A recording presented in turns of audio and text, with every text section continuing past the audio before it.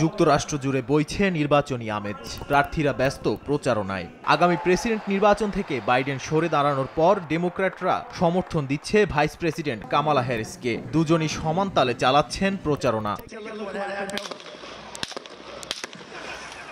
সম্প্রতি নির্বাচনী প্রচারণায় গিয়ে গুলিবিদ্ধ হন রিপাবলিকান নেতা ডোনাল্ড ট্রাম্প। অল্পের জন্য প্রাণের রক্ষা পান তিনি। এরপর ট্রাম্পকে হত্যা চেষ্টার তদন্তের দায়ভার পড়ে যুক্তরাষ্ট্রের কেন্দ্রীয় তদন্ত সংস্থা FBI এর উপর। এরই ধারাবাহিকতায় তদন্তের অংশ হিসেবে ডোনাল্ড ট্রাম্পকেও জিজ্ঞাসাবাদ করা হবে বলে জানিয়েছে সংস্থাটি।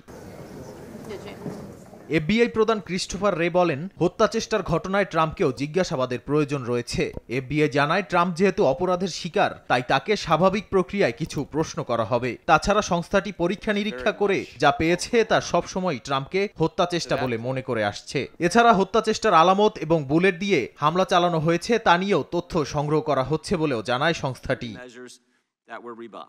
নগদের কাছে সব গ্রাহকই প্রিয়, তাই তো সারা দেশে ক্যাশ আউট চার্জ সবচেয়ে কম।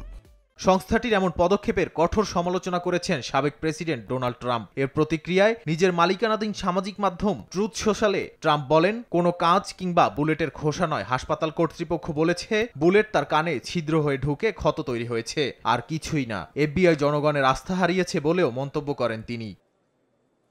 নাদিম মারজান, সময় সংবাদ।